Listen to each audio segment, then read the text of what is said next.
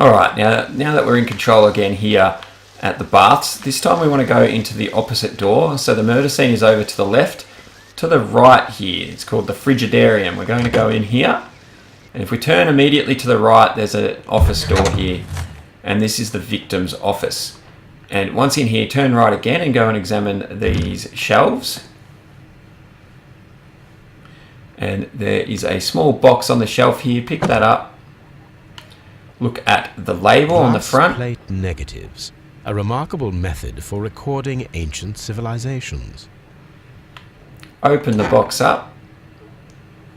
And just look at any of these glass plates.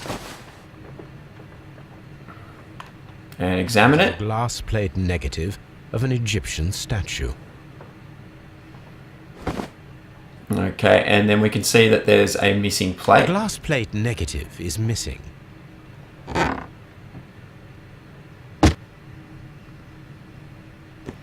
Alright, and now what we want to do is head over to this table here, to our left. Examine that. And there's two newspapers here that we want to look at. Have a read of those, pause the video if you need to, and pause it there as well for that page. Now we'll pick up the second one. And again, pause the video there if you need to. It's basically just telling us about how the victim was a bit famous for his archaeological finds and that sort of thing. And now we're going to take this document. And that's about him organising a press conference. So just read that if you need to, and pause the video if you desire. And there we go. Sorry, I didn't leave it on page 2 for long. There's page 3. Alright, so now back out of that, and we can go over to... No, sorry, the next thing we want to do is we have got another deduction. So press Y to go into your deductions, and it's the effective arrival, so that's a bit what all those documents were about, and we're going to link that to Pitkin's fight, because he wanted to fire Blinkhorn in order to stop the excavation, but that all changed obviously when the victim arrived. Okay, so we'll link those together, and that gives us either Blinkhorn's humiliation, that our victim came and sort of took over, made him look bad, or it was good for Blinkhorn because he was thankful for working with someone that is so good in that field. So it doesn't matter again which one we pick for now, and we can back out of there. Now there's another table to our left, this one here, so examine that. We're going to pick up the document on the table and have a read of that. Alright, something that's been found in an archaeological dig or something, and this is the piece here that document refers to. So we're going to look at that as well. And what you need to do is you need to rotate it all the way around to the back, and then have a look at the image on the back. Cut in the plate. What should be done with it?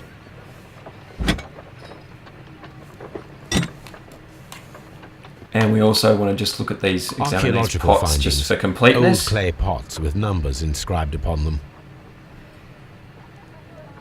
Alright, now one more table to our left here. Alright, so we can examine the tools used by archaeologists in their research. And over here is a set of tongs used I will need these for fire. And if you remember, there was a bit of metal stuck in the fire in the murder scene, so those could come in handy for that. Alright, so now we can exit the office. What you want to do is you want to turn right, and I won't spoil anything, just head this way.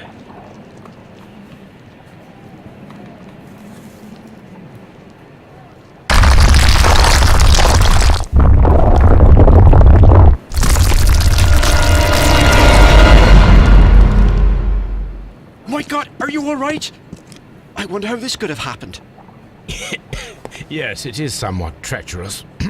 Fortunately, I am unscathed. To where does this corridor lead? To the Frigidarium, the coal room. Barely unscathed and by a very small margin. and treacherous is an understatement. Alright, so one thing we'll just quickly examine the fallen blocks. Those stones weigh tons. We won't move them. It does not matter. If our investigation requires it, we shall ask for them to be removed. Alright, now turn back around. What we need to do now is, like I said before, we picked up those tongs and we can use those at the murder scene. So head across the hall, back through these two sets of doors and approach what I call the fireplace. Brazier, I don't know how to say that. Alright, so search the ashes. And what we want to do is position the tongs so that we can grab this metal somewhere about there and then hold A. There we go, and then just pull it out like that. I should Done. analyze this melted metal. So at some point we're going to need to go and test that at the analysis table back at Baker Street. Alright, so the next thing we want to do is go to Baker Street actually. So let's head there.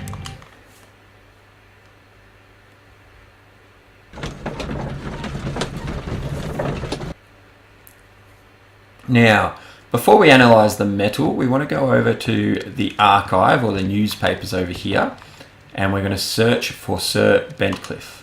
See if we can find out a little bit more about our victim. And if you did read some of the documents earlier, mentioned his archaeological find in, what year was it? I believe it was 1893. So we can use right trigger to change years, and we're going to go to 1893. And there you see Bentcliffe's mummy. So click on that and see what we can discover there. So I'll pause it if you need to read page 1, and then pause it there for page 2 and continue. Here it is. By the eye he was punished, for he saw that he was not worthy. Dreadful.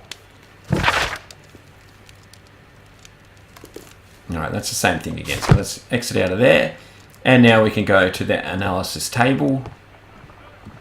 And we're going to analyse the metal. Alright, so... This is a piece of metal taken from a brazier. It appears to be silver, but I need to be sure.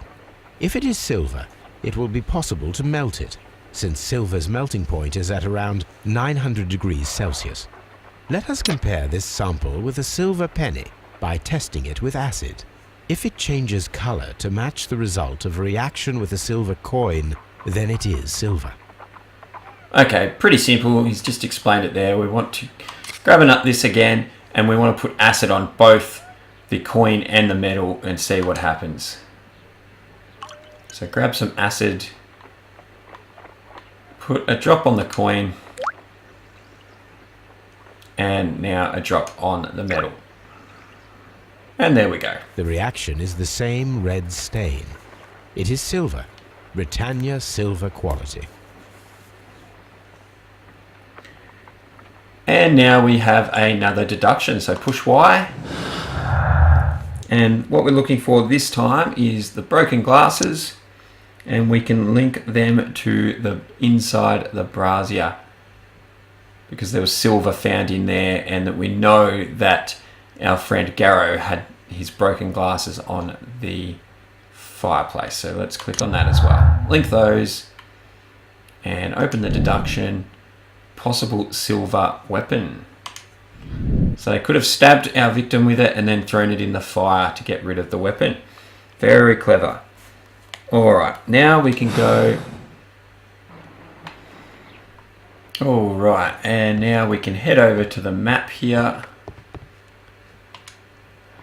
Now we have two maps. We must combine them properly. So this is the map we picked up earlier from the victim's belongings, and we want to identify what part of London it is representing. So all you need to do is you need to move it all the way down to the bottom right corner, and you can see there that it matches up with that. Very similar to Watson, the map pack we your had in the bag. last case. We are visiting a location in St. Albans marked on Sir Rodney's map. Sorry about that, a small technical difficulty with the batteries running out in my controller mid-recording, but that's okay. So we matched up that map, and now it's given us that new location of St. Albans over in that top right-hand corner now. And what we're going to do is we're going to head straight there, so let's do that.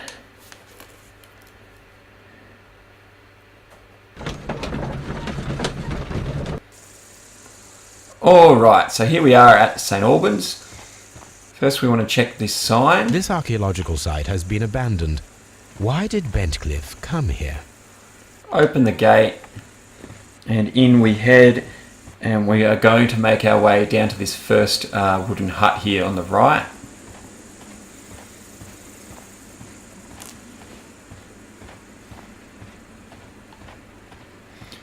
And we're going to head inside, and the desk right in front of us. Okay, and pick up this document.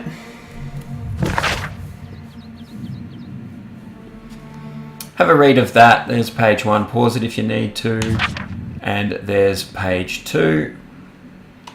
Back out of there. That's all on that desk. Head over to the desk over here, sorry.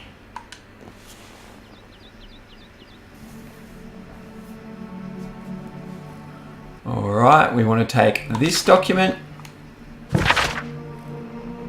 Read that, page 1 and page 2. We want to take the metal cubes and we want to take this document. And again, have a read of that if you need to. And there's page 2. Alright, and now the shelves over here. We can take that document. Okay. And have a read, that's page 1 and page 2. Alright. I do believe I missed something at this desk. I knew I was looking for something earlier, and that's the map here in the background. So examine that. This is the map of the site. We are at the heart of an old Roman city. Okay, and now we can go back out and onto this wooden platform here. Down to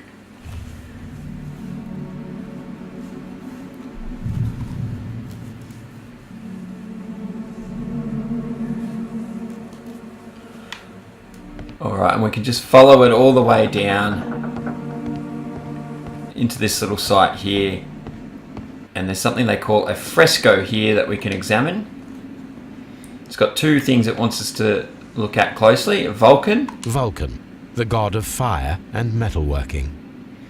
And then Cyclops. The Cyclops, a one-eyed creature helping Vulcan at the forge. Now we can just head straight up these stairs to our left.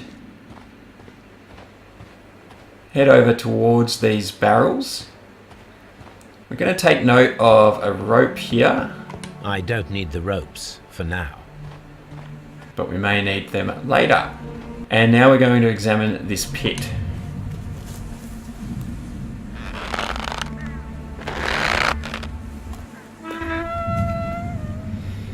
Alright, and we've found some archaeological tools and we're going to take those.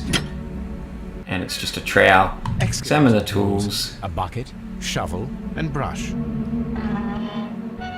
And we're going to need that later. But for now, I want you to find the broken columns or pillars that we can see in the distance over there and start heading that way.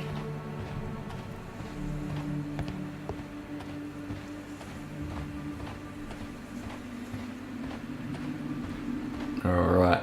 Another thing we can take note of on the way past here are these hooks. Construction hooks. Again, something we will need later on, but we can't get them just now. And over here we have some statues we want to examine. Neptune, the god of the sea. Neptune. And on the left here, It Minerva. is a statue of Minerva. And then we have the bull. It is a broken statue of a bull. Something to remember is we've got Minerva. Remember, she's got that distinctive helmet. Not sure if I've got the right angle here. Try and have a look at that helmet, and obviously Neptune has the trident. And then we've got the bull. And then after that, we want to go over here towards this hut. But before we get to that hut, we're going to just have a look at this wooden platform here. And look at this sign. And just make sure you take notice of both of these. Gastrofets were used with ropes and hooks for sieges. Alright, so examine that one and examine the map over This here is as the well. map of the site. We are at the heart of an old Roman city. Alright. Now we're going to head into this hut down by the water. Head inside and examine these shelves. Should be a document we can pick up here. Alright, so have a quick read of that. And there's page 2. Back out of there, and there's another document on the bottom shelf. Read that one. Read that one. And back out of there. And if we head over here, again, we can look at the schematic on the wall. The gastrofets were used with ropes and hooks for sieges. And then we can look down at this dismounted device. This is a reproduction of an ancient Greek crossbow. We need to remember that for later, along with the ropes and hooks. So just keep that in mind. But for now, we've got ourselves another deduction. So push Y. And again, we want to use the effective arrival. And we can link that with, where is it? Pitkin's complaint. All right. So it just points towards some conflict between Pitkin and our victim, but doesn't necessarily prove anything. So again, doesn't matter which option we choose there. And now we can back out and exit the hut and head to our right, past this rail track. And the first entry point onto this wooden platform, we want to go up here, follow it all the way around,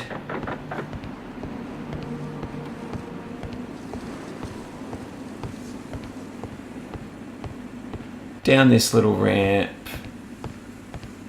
and then all the way down here. Now, as we approach this wall at the end, I'm going to get a prompt to use our detective vision again. So push RB, approach the wall, and examine. It was covered with mud recently. What could be hidden here? Luckily, we picked up a trowel earlier, so we're going to use that. And this is another silly little mini game, but all we need to do is basically get rid of the mud off this sign. And the most important thing that we're going to get off the sign is this word Frigidarium, or whatever it says. So, but we'll just clear off a bit more, or a lot more. This just follows the same principle as a lot of the other mini games in this. Something they probably could have done a better job with, but oh well. Oops.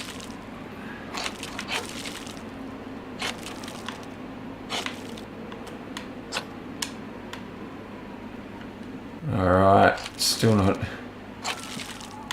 Is it the end yet? I don't know. I can see now. Okay, and what we need to do is focus on Frigidarium. Frigidarium. It is located at the Roman Baths in London. Someone took the time to hide the fresco, but what for? I need to visit this place. Alright, so now we can head to our map and we're going to go all the way back to the murder scene. So back to the baths. Let's do that.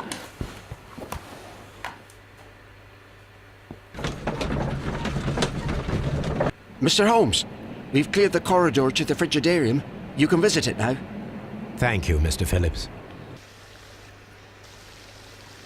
Okay, so we've discovered that the site that we were just visiting is very much linked to this place here, and specifically the Frigidarium. So we're going to head into the Frigidarium and have a look around. Conveniently, they've cleared the path for us.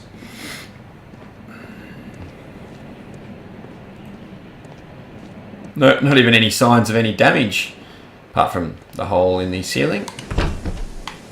Alright, so once in here, as you can see, there's pillars around the outside of this little body of water, and on the bottom of some of the pillars is some sort of picture or symbol or whatever. This one's a helmet. You may remember that from somewhere else. There's some other ones over here. Now what we're going to be looking for is the symbols that are linked to things that we saw at the excavation site in St. Albans. First one being the helmet that was worn by, I always forget her name, that statue that we looked at anyway. So if we first examine the helmet pillar and then push the helmet sign in, Flagstones. there's a symbol there that we need to examine. Okay. And now we need to find two more. Alright, so there's one for a ship. I don't remember anything about a ship. One-eyed face, if you remember. Something we saw at the excavation site was Cyclops, and that's it there. So push that in. And there's our symbol.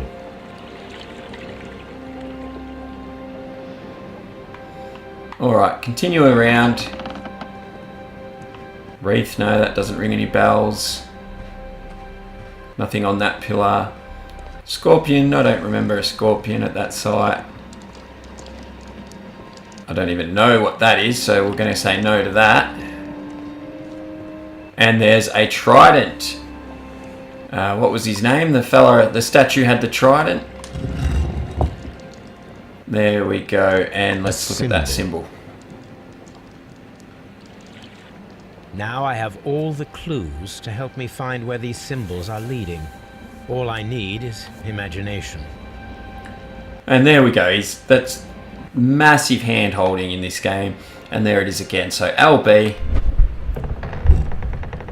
Okay. And so we have three statues. And what we can actually do is we can press left trigger or right trigger to move between these statues. And we can use the left stick to rotate them around, and that in turn rotates these markings or symbols, which are actually the markings we found on the statues themselves. So what we want to do is get these front two to sort of line up with each other. So I put that one about there. No, I moved it too far.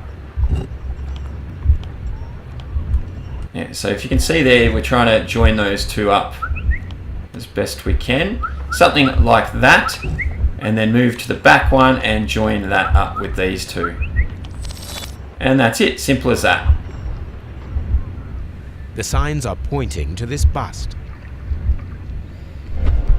Okay, so they're pointing to that bust, which is this one right here, and all we need to do is head over to it and examine it. And click on that to rotate it.